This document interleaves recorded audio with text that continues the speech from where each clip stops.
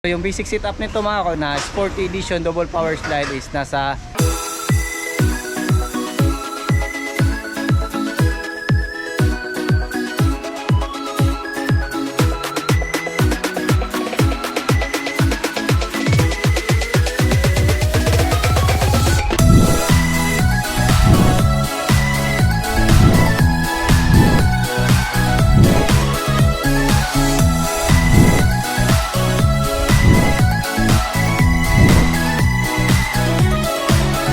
Hello mga kol, welcome back sa ating YouTube channel Sorpas TV. Sa bago lang sa ating channel, huwag kayo mag-like and subscribe. Click na rin ang notification bell para laging updated sa ating mga susunod na video uploads kayo ito.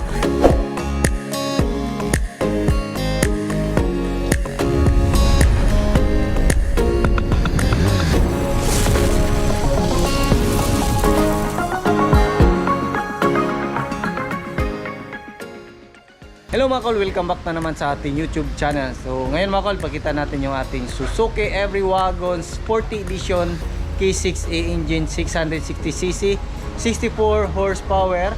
Meron itong maximum torque na 103 Nm at 3,500 RPM. So yan, fully custom po ito mga kol. So yung basic setup nito is nasa 300,000, pero ito is umabot po ito ng 490,000 all in sa upgrade ng ating unit. So ayan, makita natin. So high rope po yung ating unit. So double power slide, naka 3 layer headlights. Ito yung kanyang headlights mga kol. Then sporty grills. Meron tayong ano dito, 3,500 pounds na winch. Ayan, so from SR. Then meron tayong solid na bumper na nilagay dito para swak dito sa ating winch. Ayan, so meron tayong shackle dalawa. Then makita natin dito sa ilalim is meron tayong stone guard at saka mga ilaw sa ilalim mga kakol. Ayan, so kompleto sa fog lamp. Ito yung fog lamp ng ating mga DE64W na Sporty at saka Samurai. Ayan, dito naman sa gilid mga kakol, makita natin meron tayong customized na fender. Ayan, so lifted din yung ating unit.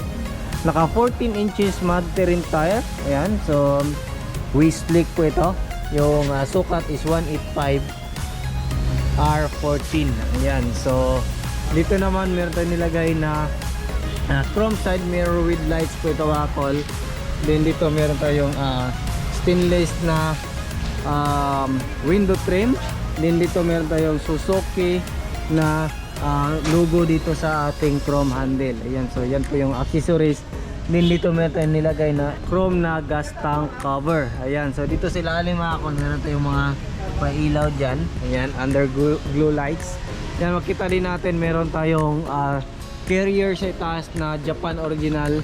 Ayan, so Japan original talaga yung request ng ating customer. Then sa itaas naman nandyan po yung kanyang spare tire kasi gusto niya is naka mud terrain tire pa rin yung kanyang spare tire, pero yung ginamit natin is 13 inches, so hindi na siya 14 inches. Ayan, so yan, makita natin dito. Ayan, lagyan natin ng spacer yung ating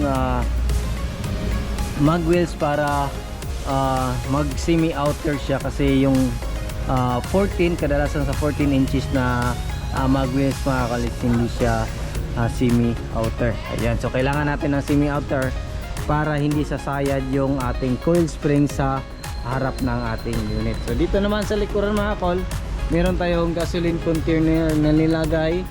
So yan po yung gusto ng ating customer. Meron tayong ladder. Ayan, so maganda yung ladder natin kasi aluminum, magaan. Then kaya iangat yung ating back door. Ayan, so dito naman mga kol, meron din tayong customized na bumper sa likuran. Ayan, so meron siyang dalawang camera. Din dito naka street pipe po ito, so HKS. So yan po yung gusto nila. Ayan, so dito naman open natin. Ayan, so meron tayong third set na nilagay dito. So yung street set yung nilagay natin, foldable din to mga kal. Ayan, tingnan natin yung ating unit. Ayan, ayan, power slide. So pakita natin mamaya yung remote ng ating slide yan. So yan po yung upuan natin mga kalkasya po dito yung 2 to 3 tao or 4, depende po sa laki. Kung mga bata po kasya po dyan 4 na bata, pero kung mga matured na. So siguro 3 or 2 na lang. Depende rin sa laki. So dito makita natin naka VIP yung ceiling natin. Then meron tayong mini fan extra. So yan yung gusto ng ating customer. So dito naka VIP concept din yung ating upuan. Meron tayong armrest dito, ayan mga kol. So meron din siyang cup holder. So kompleto siya sa headrest. Ayan, so left and right headrest. Din dito yung matting natin is brand new na po yan mga kol. Ayan. So dito naman makita natin, ayan, so yung mga cover natin dito is bago. Ayan, so VIP concept. Ayan, so meron tayong cup holder dito. Meron din siyang mga extra lagayan dyan. And dito mga matting natin is bago. So dito glove box natin. So yung dashboard natin is back to original yung kulay natin. Ayan, so dito naman sa dashboard natin is meron tayong infotainment na nilagay. 9 inches Android touchscreen stereo with reverse camera po ito. Meron din tayong dashcam. Ayan po yung remote ng ating winch. Meron tayong lagayan dito. Ayan, yung lagayan ng ating sunglasses. Yan dito is yung ating sun visor kompleto. Ayan, so meron din tayong digital temperature gauge dito mga kol. Ayan. So, yan makita natin yung ating mileage is 119,875. Ayan, so automatic transmission po ito mga kol, all-wheel drive. Ayan, start natin. Ayan po yung andar. So, pailawin natin. So, may mga ilaw pa yan mga kol. Visa request ng ating mga customer. Ayan, so hazard natin. So naka-under na. Ayan, so dito meron tayong battery gauge, voltage, then yung ating water temperature gauge na digital. Then ito yung analog niya.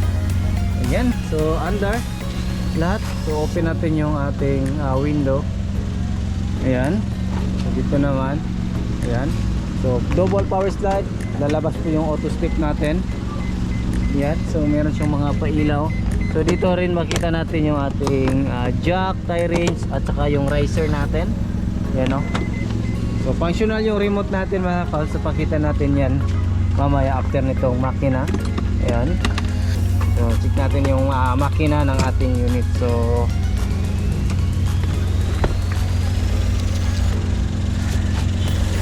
ayan. So ito yung makina natin na K6A engine, 660cc. Meron itong maximum power na 64 horsepower. Meron naman itong maximum torque na 103 Nm at 3,500 RPM. So naka-turbo po ito mga kol. So yung kanya 4x4 is all-wheel drive. Yan, so try natin.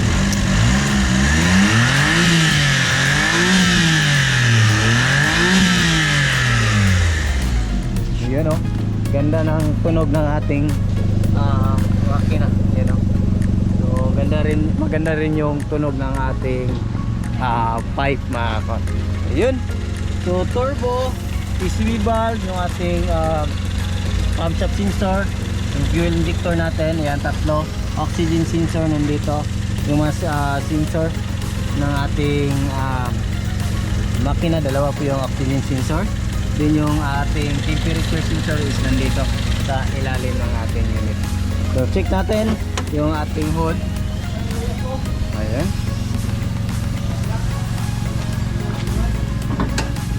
Ayun. So dito rin makita natin yung in and out na push button sa ating winch mga kol. Then pakita din natin yung remote ng winch natin. Ayan. So functional po ito. So yan pong out. Yan functional. So out. Push button natin yung out. Then in natin. Ayan. Ayan. So nakalock na yung ating winch. Ayan. So kung wala nang remote is pwede natin yan i-button dito. So meron tayong switch. So meron ding ibang winch na walang remote, button lang yung sa kanila. Depende yan sa available sa ating supplier. Ayan. So dito naman yung ating windshield washer reservoir, yung ating coolant reservoir. So yung gagamitin natin sa mga radiator natin mga guys, mas pinakamagana po kung nakakulan siya kasi original sa Japan is pure coolant po yung mga nilagay nila. Ayan. So coolant, dito yung ating radiator cap. Ayan. So brake fluid distributor, naka-pop-up cord. Ayan. So yan po yung mga sit up ng ating customer sa kanilang unit. So umabot po ito sila ng 490,000. So try naman yung remote natin sa ating power slide. So dito sa right side, ayun, so functional yung remote nya. So balik natin dito, ayan, off natin yung mga ilaw. Ayan, ayan oh, yung remote nya, di ba? Ito naman sa left side.